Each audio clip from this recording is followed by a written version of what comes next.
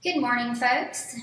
I have been with IBIS about 4.5 years now, and in that time, I've been working with ReQlogic nearly the whole time through. So this really is my bread and butter, and I'm excited to share the material with you all this morning. The agenda for today includes 4 items. We'll first introduce ReQlogic for those of you who aren't already familiar with it. We'll then review the purchasing process from start to finish. The process in ReQlogic does include your standard purchasing steps. Nearly all tasks required can be completed in ReQlogic, but some steps such as batch posting and review do occur in your ERP. We'll next define automation and efficiency. I want to review the definitions of these terms so that we can really understand how ReQlogic fits into an organization to streamline the purchasing process. And then finally, we will step-by-step discuss the purchasing process. We'll review how ReQlogic enables an organization to take advantage of the built-in functionality to reach optimal and balanced levels of automation and efficiency through end-user responsibilities and system features. So, what is ReQlogic? I'm going to read for you guys a quote, as you can see, from the ReQlogic website, requlogic.com. It is an online web application that delivers powerful browser-based functionality to drive e-procurement, requisitions, invoices, expense reports, and time tracking throughout a business, powering efficiency and controlling costs. And those last 5 words there are going to be important for our discussion purposes today. At its core, ReQlogic is a requisitioning solution, hence the rec in the name. Other functions such as timesheet and expense entry are available as mentioned in this definition. ReQlogic is a start-to-finish purchasing application that's easy to implement, use, and maintain. Simple deployments can even be completed within a few weeks once they're begun. Robust workflows within ReQlogic allow for proper approvals to ensure costs are controlled and business processes are followed. We'll actually be featuring advanced routing capabilities of ReQlogic in a separate webcast, and that's scheduled for Tuesday, December 16th. So in a couple of weeks, if you've got a free hour, you can hop in on that session and take a look at those capabilities. Now, before I move on, we want to remember that ReQlogic is a tool to implement your business processes. We're going to make the tool work for you. ReQlogic has seamless, specific, and real-time integration with the 4 major Microsoft Dynamics ERP systems of AX, GP, NAV, and SL. ReQlogic is the solution recommended by most partners to clients, and we at IBIS are no exception. As I mentioned, I've been working with ReQlogic for the past 4.5 years, and I have seen it used from organizations of all sizes, from 5 users to 200 users, and across many different industries.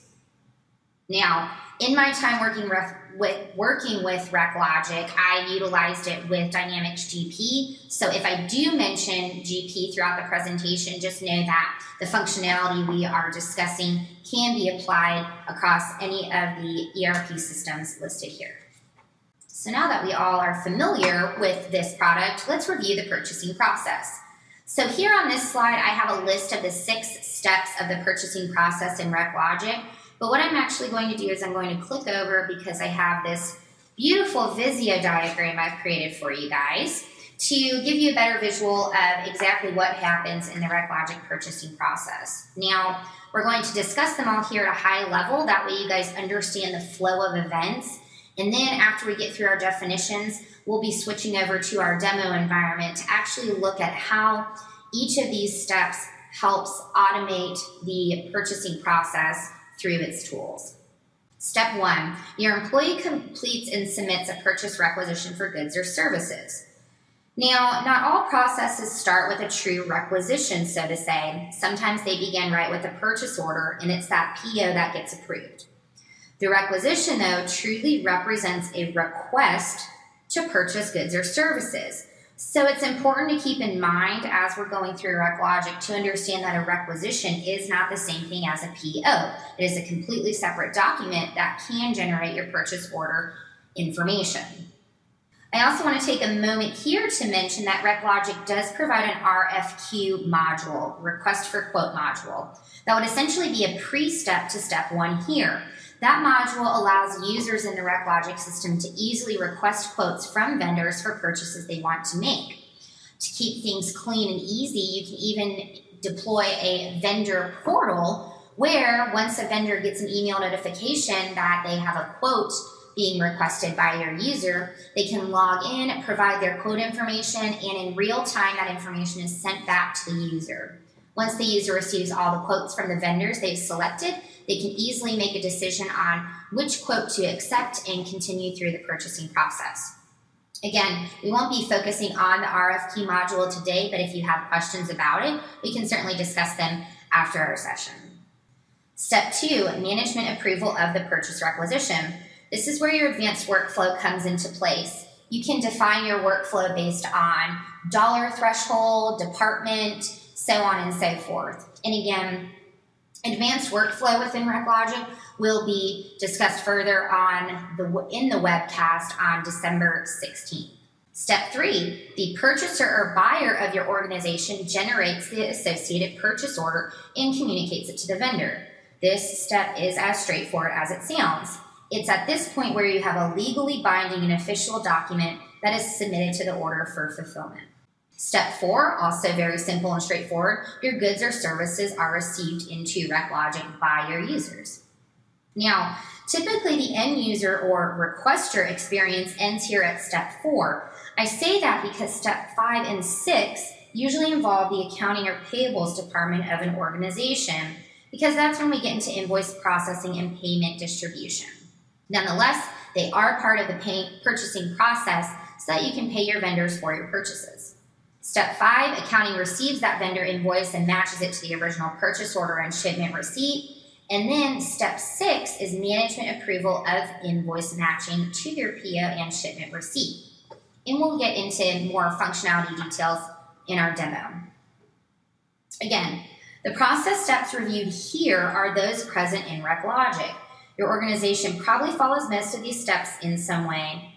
And what I want you to focus on through the demos is how the features of ReQlogic could be molded to fit your specific processes. It's the tool that you want to configure to work for you. So let's look at some definitions. The first one being automation, considering the title of this webinar is Automating the Purchasing Process with ReQlogic. Automation per dictionary.com is defined as the technique, method, or system of operating or controlling a process by highly automatic means, as by electronic devices, reducing human intervention to a minimum. And I've got the last part there in bold for a reason, I promise. As we know, nothing really can ever be fully automated, and I'm not sure we would want that anyway. For example, batch review and posting in your ERP. Your edit list is there for a reason. You need some point of human analysis of information and data that's automatically generated by the system. You need human involvement in the process at some point. Another item to consider when talking about a fully automated system per se is that we cannot predict and configure a system for every scenario. As an extreme example, when it's raining on Tuesdays, X should occur. But if it's raining on Tuesdays and it's also the afternoon, Y should occur. There are some things you simply can't plan for, and that's when those human discretion becomes involved. Finally, in minimizing human intervention, the chance for errors are reduced. And although we know errors are a great learning point, they do cost time, and time is money. Next, we're going to define efficiency. Efficiency is the accomplishment of or ability to accomplish a job with a minimum expenditure of time and effort. So why do I have accomplish in bold twice on this definition? Because the verb accomplish is also important to our discussion, and it is defined as follows: to bring to its goal or conclusion, to carry out, to perform, and to finish. Your goal isn't just to get something done, it's to get something done successfully, accurately, and correctly. So we are now going to look at how, with ReQlogic, your organization can efficiently automate the purchasing process to reach a greater end goal, whether it be reducing labor costs, negotiating vendor terms, so on and so forth. As we review the process steps one by one, we'll be touching on each feature, and then we'll also get into my personal demo environment to get a hands-on look. So with that speedy introduction, let's discuss our process steps here. Step one, as mentioned in a previous slide, is purchase, requisition entry, and submission. We'll quickly fly through manual requisition entry, and then we'll talk about how requisition import punch-out capabilities in a search and duplicate feature help make your users better at their jobs. So at this time, I'm going to flip over to my desktop and pull up my ReQlogic web page. So, as we mentioned previously, ReQlogic is a web application here, and I'm logged into my demo environment right now. I'll quickly take a moment to mention that ReQlogic can have standard logging capabilities, but it can also be integrated with Windows authentication. And that's what we're seeing here. That Windows authentication feature allows you to set up ReQlogic so that users don't have to enter their password each time. So my Candrich user ID is tied to my IBIS Inc. Candrich credential information for simple login. I won't be going over a lot of the navigation today since we have so much material to cover. What we're going to do is we're going to begin a requisition. Again, your requisition is your request for goods. There's a trend we're seeing here in all of these naming things. What I'm going to do is I'm going to click to start a new requisition. What I want to quickly mention is that what we're seeing right here at the top of your screen, where we have all these fields, this is our requisition header. And just like you see in many ERPs, you have a header for a document, and then you have line information for a document as well. So right now I'm on my requisition header, and we'll enter our line-specific information shortly. Something that you'll notice about ReQlogic is that you can choose to display required fields in multiple ways. In this example, required fields have a background of blue, so my description, date, requester, and routing policy fields are all required before I can move on through the process. So what we'll do here is we'll go ahead and get started on a requisition, and let's say I work in the marketing department for IBIS. So maybe we need marketing supplies. I'll simply enter that as an internal description here. I have my date. A lot of my information is already filled out for me, but I also want to select a vendor because I know we need to make these purchases. In ReQlogic, if you have a field that has a list from which you select, you'll click your magnifying lookup icon, and then there's also a favorites list that could be utilized for some fields. If I click to look up a vendor, it'll pull up my vendor list lookup window. Throughout ReQlogic, you'll see in any lookup window that you can actually search on the fields of information presented to you. So in this example, I may not know the vendor ID as presented in my ERP, but there's a good chance I know all of or part of the vendor name. So I can come up to my search criteria here. I'll select vendor name, and maybe I'll use the contains operator so that my results are a little more inclusive. And I can type in part of the vendor name and apply my filter. It will return any records that match the filter criteria I've entered here, and I can go through and make the appropriate selection. Again, note that any fields of data you see here are available for searching, so I could even search on address, city, or state if I needed to. I'll select Office Specialist, and I'll click to save my requisition header. I now have a requisition document number of 114, and I'm ready to create some lines. I want to quickly let you all know at this point that you can integrate ReQlogic's documents with project accounting from your ERP. And so that's why we have a project and cost category fields up here on the requisition header. I'll come down, and now that I've told ReQlogic I want to order some marketing supplies, I need to tell it exactly what I'm ordering. So I'll click my new line button, and it'll open up a requisition line for me. Again, as we're seeing, some fields are required, many are optional. And now I need to select my item ID. Again, we have another lookup window that is searchable at this point by any columns of data in the window. Now, I want to pause here and talk about what items are available for selection in ReQlogic. For ReQlogic, you can have two sources of items. The first being your ERP inventory module, which is identified by the inventory catalog. And then you can also keep your items in the ReQlogic catalog, identified by a catalog of ReQlogic. If you aren't utilizing and tracking inventory down in your ERP, then the ReQlogic catalog may be your best bet, but you can integrate with both of them as you see here as well. So you might keep your non-inventory items in the ReQlogic catalog and only keep your inventory items down in your ERP inventory module. What we're going to talk about here in a moment are how you can also have vendor-specific catalogs utilized through the punch-out module. In this example, again, I might need to look for specific items, and I know that these items are ReQlogic catalog items, so I'll apply my filter and my results return here. I know that I'm going to be ordering some brochure pamphlets, so I simply click my item ID. And what will happen, because I already have my vendors selected, is that my unit and pricing information will auto-populate for me. And so what I want to do here is I want to pause, because this is the first place where we're getting into talking about automation and efficiency and how it comes into play here in ReQlogic. What you will do, or what you can do rather, in ReQlogic, whether it's the catalog or your inventory ERP module, is you can set up your item information specific to a vendor. So in this case, perhaps I loaded a vendor-specific catalog for the office specialist vendor. I said, these are their items, this is the unit pricing for them, this is the unit in which they're sold whenever I'm purchasing from this vendor. And so by going ahead, by doing the work ahead and getting all of that correct information into my catalog or inventory module, when a user comes into ReQlogic, all they need to know is I'm making this purchase from Office Specialist, this is the item I'm ordering, and then their work is nearly done. All they have to enter is the quantity they're ordering, and then they would also want to select a ship to address. And in this case, I know it's coming here to our headquarters at IBIS.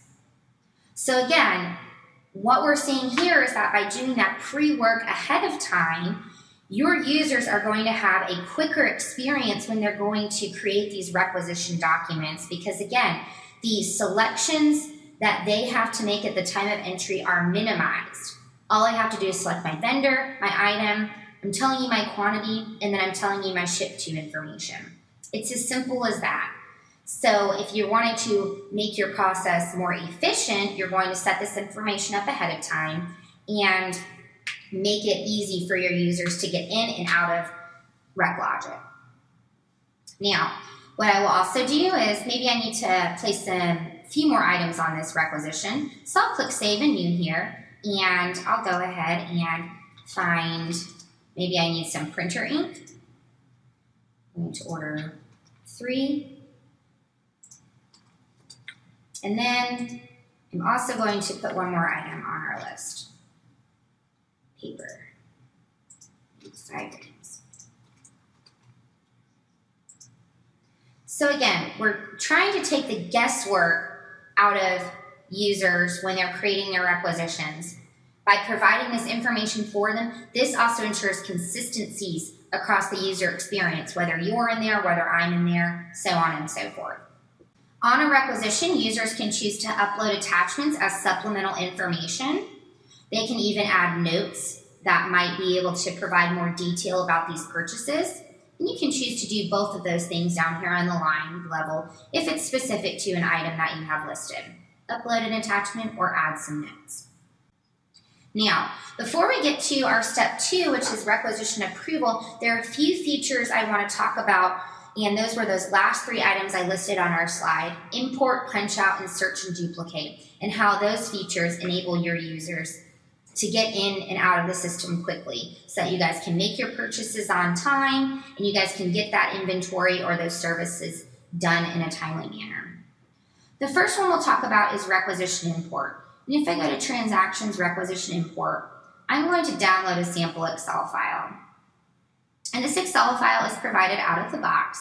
And what we'll see here is that this is a very quick way to get in and enter the information that you're needing for your purchase. Now, a lot of information here may not apply, such as all your user fields, and maybe you're not using project accounting, so project and tasks don't apply. But for those users who may be creating a requisition for, I would say anything over 20 lines, going in and doing it in an Excel file first and uploading it really saves you a whole lot of time, because any information you've entered on a line can be entered here on the template as well, with the exception of attachments, which would have to be addressed afterwards. You can even enter your notes for a line right here. So Excel import template is available. It's very useful. And again, as I said, anything over maybe 10 to 20 lines coming in, and you've got somebody who's a guru in Excel, they can just come in here and bing, bing, bing, go through and create all of those lines and simply upload them into ReQlogic. Now, the restriction here is that you can't upload to an existing requisition, so I wouldn't be able to create this import file and then come in and add it here. It would create a brand new requisition for me. So requisition import, again, a way to easily distribute that template to users. It's available right here, and then they can get in and get that information uploaded quickly. Now, another feature I want to discuss is the punch out. I don't have my system hooked up to a punch out environment, and that's okay. We probably wouldn't have time to go through it anyway, but I want to walk you guys through the process. So right now I'm not using my mouse. I'm just talking about the feature, so don't worry if you don't see anything moving on the screen. When we talk about punch out capabilities, we're talking about a user experience that begins in ReQlogic, goes out to a vendor website, and returns them to the requisition with vendor item information.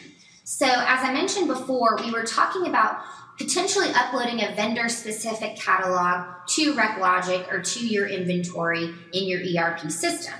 Now, let's say that you're working with a large retail distributor. Maybe it's Office Max, maybe it's Staples, maybe it's a medical supply company, so on and so forth. And you've got vendor-specific pricing set up with them. What you can do is you can work with that large vendor to set up a punch-out experience for your users. And what would happen is that your users would come here into ReQlogic and they would create their requisition header, just this top portion of the screen here. Then what they would do, a punch-out button would be available right here next to select from blanket and new line. And the user would say, I need to punch out to, let's say Office Specialist had a punch-out website for us. I would punch out there. What would happen is that your user would be taken to a version of the Office Specialist website that contains the products you're contracted to purchase with that vendor. So IBIS, maybe out of the 10,000 items Office Specialist has, we contracted with them for maybe only 100 of those items. And we also have special pricing on those items. All of that information is held on your punch-out catalog website with that vendor. The user goes in and they're on that e-commerce website just like they would be on any other e-commerce website. They go in, they can search and browse by, topic or category, so on and so forth. They can see all the pictures on there, any information that you might see on a typical e-commerce website. Users go through, they click to add items to their cart, and when they click the checkout button, they're actually returned to ReQlogic with all of that information listed as line items on the requisition. So advantages of punch-out include the fact that you don't have to maintain the catalog within your ReQlogic system or inventory ERP, and all of that pricing information is now maintained by the vendor. So if there are price differences or increase, decrease, things of that nature, the vendor is maintaining them on their side, and you're ensuring that when users punch out and make their selections, that those prices on that requisition and subsequent purchase order and shipment receipt are the latest and up to date to match the invoicing that will come later down the road. So again, punch-out, very powerful tool, typically utilized by larger vendors who have the IT support to set up those websites and things, not seen with your smaller mom and pop, but again, very, very advantageous to your deployment if you choose to use it. Finally, the last item we're going to talk about before we move to step 2, I know we've been in step 1 for a while, but there's a lot to discuss here. We're going to talk about search and duplicate, which is essentially a copy and paste feature of ReQlogic. So let's say here in the marketing department, we place order supplies every month or every 2 months or something. If I have an order from last month and it's going to be similar to what I need to order in December, maybe I want to start with that requisition from November, and then I'll just maybe make a few tweaks, additions, deletions for December. So what I could simply do is I would come to my search and duplicate feature. I would choose to pull up my requisition documents, and as you can see, I can copy any sort of requisition so long as it hasn't been deleted. So I could come here and I could see something from, this one's probably from about a month or so ago. So I could come over here and I could choose to copy and paste. You can choose to copy individual line items across multiple requisitions or an entire document, which is what we'll do here. We'll see that we now have document 115, and it's identical to the original requisition we are copying. Now, I mentioned search and duplicate specifically for requisitions since we're talking about the purchasing process here. Other ways it can be used. Monthly supplies, great way to be used. Another good option there is if you have submitted a requisition and perhaps it was rejected by someone in the approval process. You can't resubmit that rejected requisition, but what I could do is I could go make a copy of the original, make some edits, and submit that newly updated requisition for approval. Search and duplicate especially becomes useful when you are doing expenses. So if you have weekly or monthly expenses and they're pretty similar, maybe you've been on the same engagement for a while and your mileage is the same week to week, you can create that maybe template expense, copy it, duplicate it, and then go in and make your edits as necessary before submission. So again, that search and duplicate feature is very handy. It is very easy to use. And again, that makes your users more efficient as they're going throughout their day-to-day processes. And as we know, it's those day-to-day tasks that add up over time for how efficient a worker can be. The next step we're going to take here is we're going to actually submit our requisition for approval. So I'll click my submit button here, and I'll click yes, I want to submit it for approval. And I'll say okay. And what we're going to talk about now is that approval process.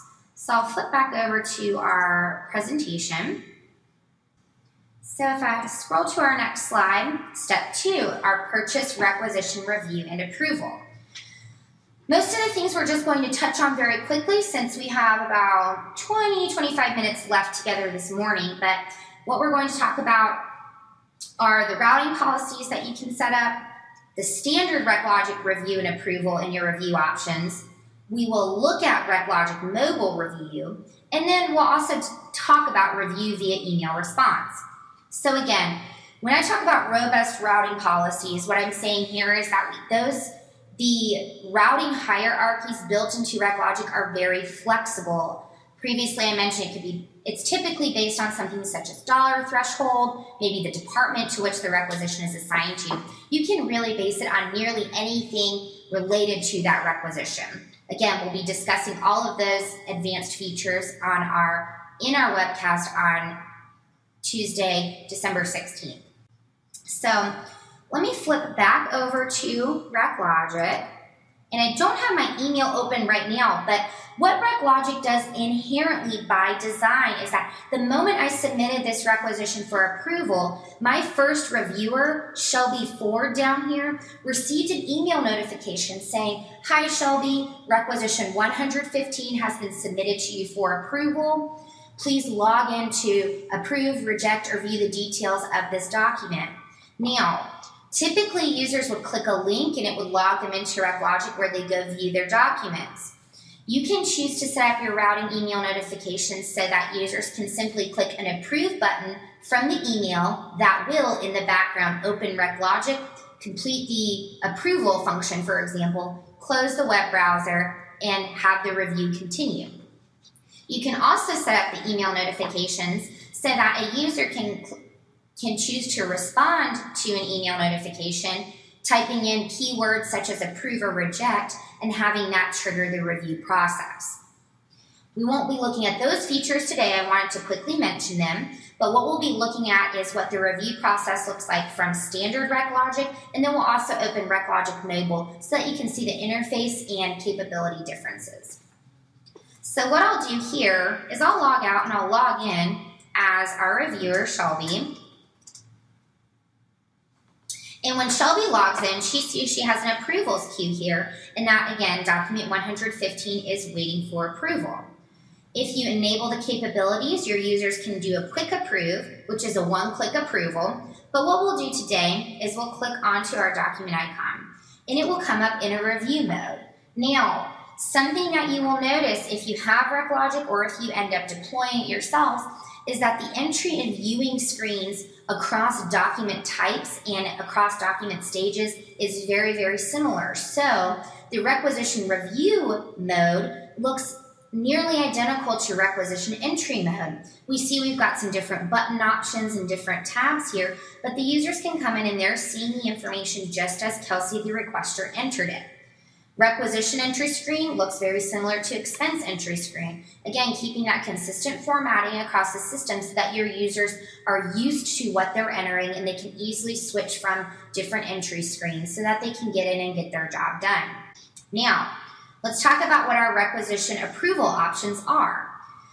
First, you can choose to enable what we call line level approval if that works for your organization. What we're seeing down here is that I have an approve checkbox for each of my lines. So I could come in and I could say, all right, lines 1 and 2 look good. Line 3, somebody else already put that on a requisition and it's going through for approval. So I'm going to reject that line there.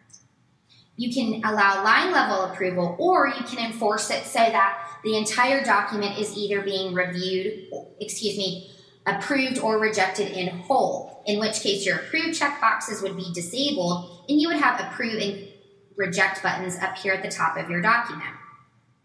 You can choose to enable editing, deletion, and addition capabilities for reviewers, and that's on every step of a policy. Again, we'll talk about those features on our 16th webcast. And now what we're going to talk about are our approval options. So yes, Shelby could choose to approve or reject, partially approve, so on and so forth, but perhaps she needs to take additional action on this requisition. So Shelby comes to the approval options tab here, and we see a couple of things. First, she can enter a review comment. So let's say, for example's sake, I'm going to reject line 3. I could come to my approval options tab, and then I could write a review comment in here saying, line 3 already submitted by another requester. Do not want a duplicate. That way, when the requester gets this information, they can go in and they can kind of see an audit trail of what's happening to this document. Review comments are very important. They're there in the system, and they are good for review purposes. Now, let's say Shelby needed somebody to forward this on her, to approve or reject this document on her behalf. Now, as we know from our routing tab, Elizabeth and Donald will have to review this document as well. But let's say Shelby wants her manager to see it as well, even though he's not included. I could come to my forward to lookup icon and I could select to include Marty. And when I click the delegate button, this requisition is going to go to Marty for approval, and again, that information will be tracked on the requisition so the requester has full visibility into where this requisition is sitting in the review process. I could choose to delegate, and I could even send a question.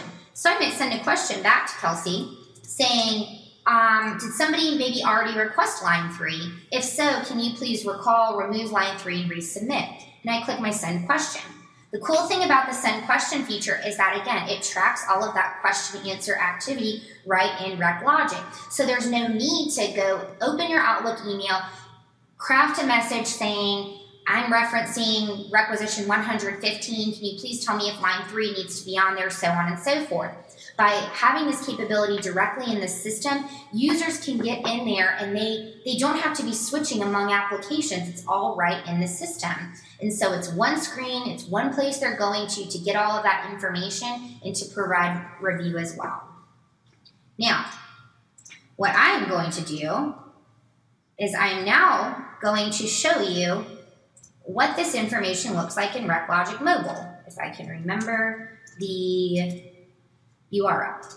Fantastic. Now, please try to picture this screen on a mobile device. It looks very funny because it's spread out wide on a widescreen laptop, but picture this on an iPad that you have standing up portrait style. Picture it on your smartphone that you're holding in your hand as you're at the airport waiting to approve something that's come through to you. Picture it there for me. The graphics are going to look a little funny, but that's why.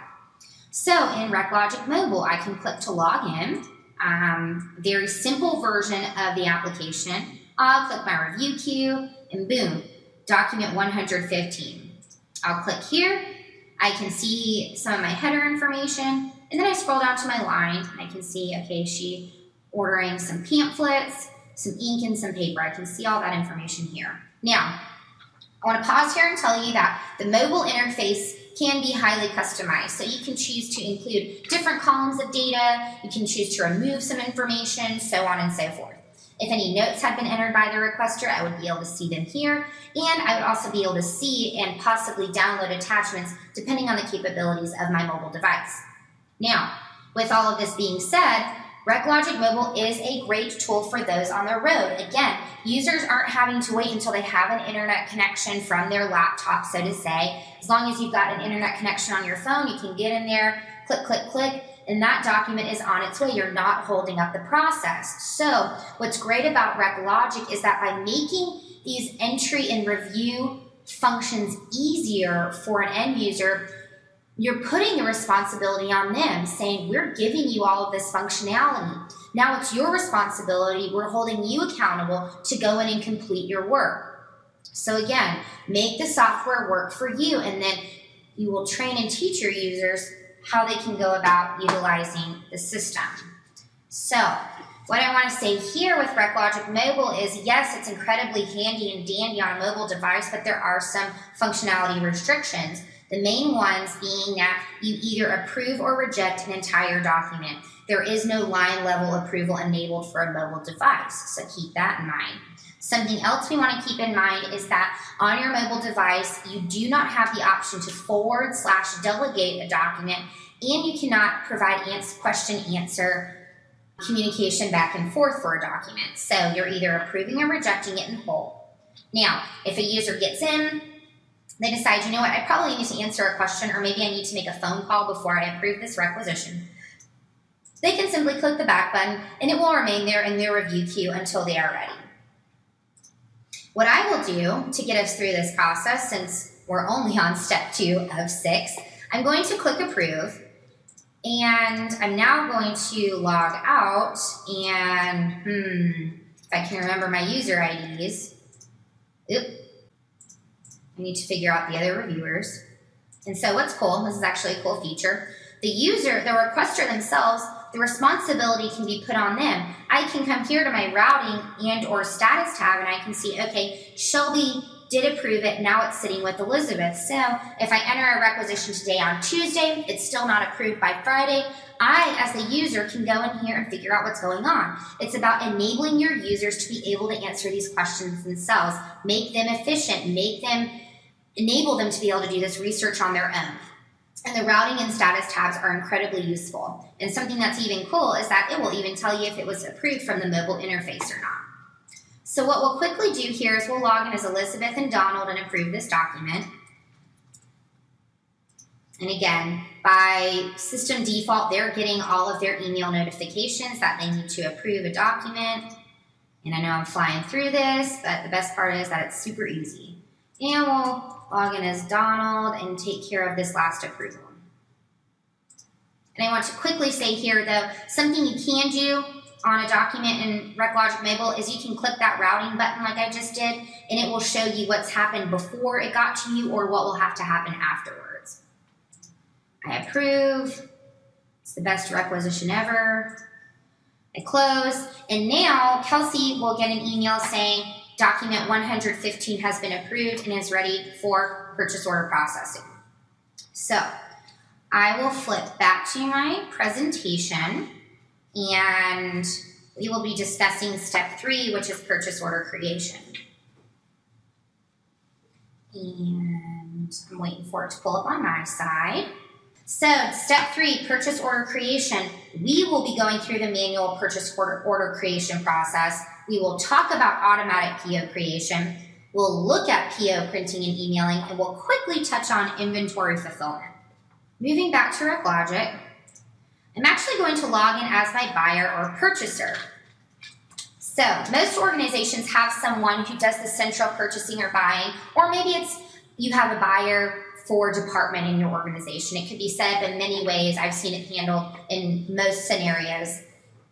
I'm going to come in as my buyer, Danny, and Right here, what I'm seeing is I have requisition 115 that is ready for purchase order creation.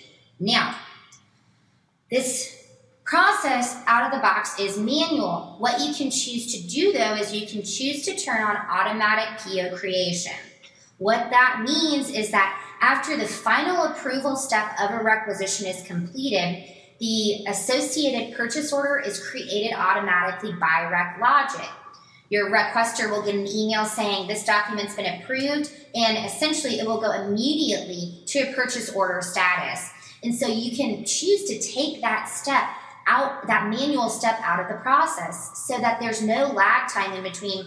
My requisition's been approved, I've got the PO, and now I'm ready to send it to the vendor. You can choose to do that on a policy basis. I believe it isn't simply an on-off switch for the whole organization. So you can really cater to specific requisition scenarios if the PO creation is automatic or not. So it's a very handy step, but you do want to use it with discretion depending on those different requisition scenarios.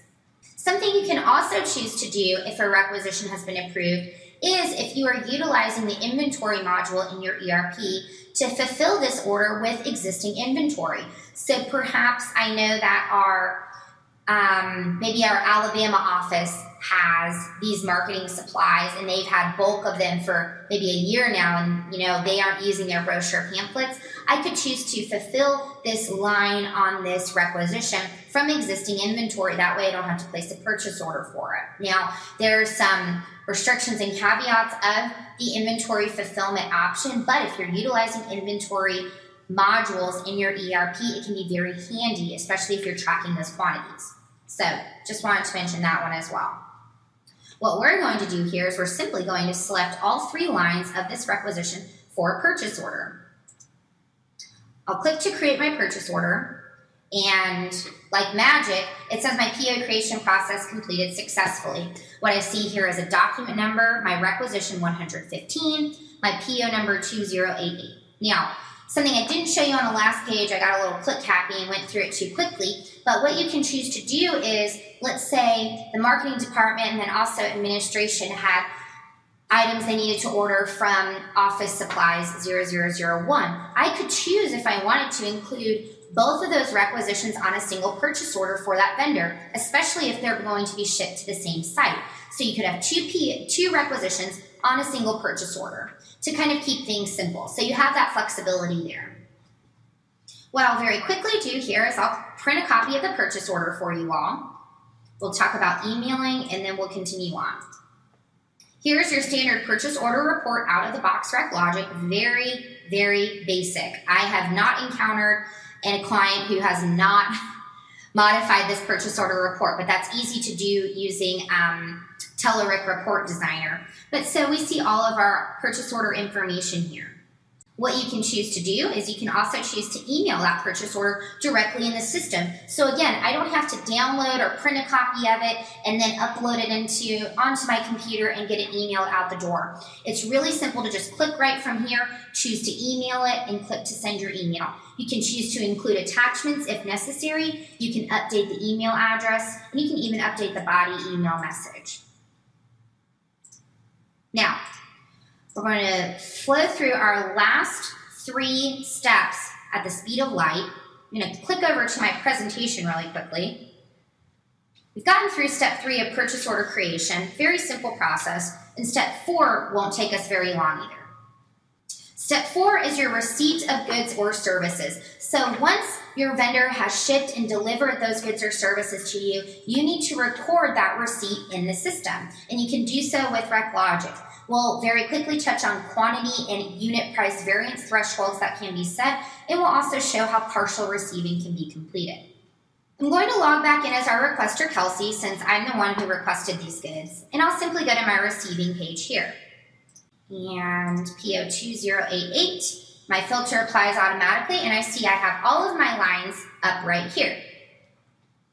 I can choose to fully receive all of the quantities that I've requested, or I can complete partial receipts. Maybe the last 5 of my brochure pamphlets are on back order. So I'm only going to receive 15 of them, but I've fully received my ink and my printer paper. I can choose to make those entries here in my quantity received field. At the time of receiving, your user can also choose to update the price if that change is known. So a lot of the times your packing slip may not have pricing information on it, and that's okay. We'll talk about how that information is handled over on the invoice matching side. But if you knew of a price discrepancy at the time of receiving, you could choose to make that update here in the price field. I'm going to choose to save, and I'm very quickly going to come back over to my requisition. It tells me with my sub status that it's partially received. I can come to my summary tab and I can roll over status to see what's been fully received, either PR or FR for partially or fully received. And I just need to jot down my receipt number. Now, it's at this point again that your requester typically ends their process for your purchase. And what we'll see next is when your accounts payable or accounting team comes into play. What I'll have to do is I'm going to go find this receipt down in GP, since that's the system we're using. And what I have to do is I have to post this receipt before it can be matched to an invoice. So very quickly, if I've got all my setup correct prior to our demo today, I can simply go in to my ERP. I'm going to print my edit list because we all do that like good ERP users. I just need to double check my accounting distributions. They all look great. My debits equal my credits. And I'm going to post this batch. And like a good user, I would review each of those reports if I had more time. All right, folks. So now I'm going to hop back into ReQlogic. And what we're going to do is we are going to log in as our AP employee Joy. Now, while that's pulling up, I'm going to continue us through the slide deck, switching back over there right now. Thanks for hanging with me. And we quickly got through step 4, very simple. Again, very simple going and receiving. And we're here at step 5, which is our vendor invoice matching. We'll talk about partial invoicing and variance reporting. So again, we're at the point where our vendor has sent us an invoice for these goods. When they may send your invoice upon shipment of the goods. Maybe it's only a monthly invoicing that is executed. It depends. But regardless, I'm going to come in as my accounts payable employee, and I am going to match my vendor invoice to my purchase order receipt. Oops. Well, it helps when you type in the right vendor name. There we go. And you would type in your vendor invoice number that they provided. You can choose to match to a purchase order if you're going to complete a 2-way match, but we'll be doing match to receipts for the 3-way match since I did have a shipment receipt. Now, I'll click my PO number lookup icon, and what we have here is our purchase order that has been shipped and received and posted and is ready for invoicing. Upon selecting a purchase order number when you're doing the PO invoice, ReQlogic will go ahead and pull up for you all of the items on that purchase order that have been shipped, posted, and are ready for invoicing. And it goes ahead and creates all that line information for you. So it's not a matter of matching up line by line each item that is ready for invoicing. Come down here, I'll see that I only have my receipt quantity of 15, even though I ordered 20. So I'd be able to gather there that I was still expecting another shipment. And then I see the amounts for my other 2 lines. Now, very quickly, it's not an uncommon occurrence that your invoice price may be different from your purchase order price. Maybe something changed in between that time. Maybe the pricing information in your inventory module or ReQlogic catalog was off a little bit. You can choose to come in here and update that price information. You would click to save the item. It gives you a warning that the unit cost is different than that entered on the receipt. And you can even come in here and you can you can view the receipt price of $150 and your invoicing price of $155. Now, once this document gets down into your ERP, those variance distributions will record properly so that your purchase accounts and your accrued accounts, everything like that are correct. Now, whenever you have invoice variances, that may be a time typically when you want that to go through some sort of routing.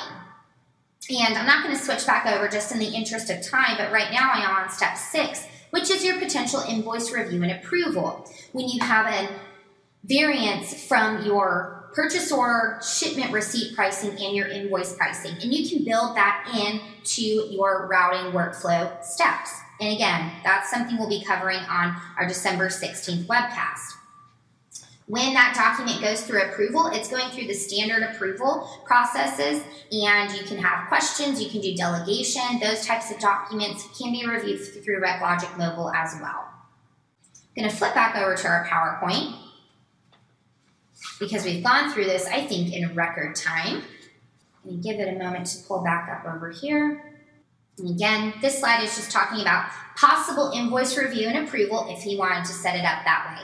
And it's after step 6 that you have an invoice in your ERP that's ready for posting. And once that invoice is posted, that money due to the vendor can be included in a check run so that you can pay your vendor. So what did we talk about in our blitz this morning? We introduced ReQlogic. We reviewed the purchasing process as it exists in ReQlogic with those 6 steps, knowing that you could potentially have a pre-step of request for quotes, and then also understanding that after step 6 in ReQlogic, there is additional work that is done down in your ERP. That is outside of the scope of today's session, but we can see how from beginning to end, ReQlogic provides that complete purchasing process. We defined automation and efficiency, and we talked about how ReQlogic can help you achieve both of those things. And then in detail, we discussed each process step of ReQlogic. You can see here my email address of kandrich@ibisinc.com. I've put on here the IBIS URL, the ReQlogic URL, and also the resource library URL for ReQlogic to get a little more information. As we mentioned at the beginning of the call, the slides and a webcast recording will be available online soon. And with that,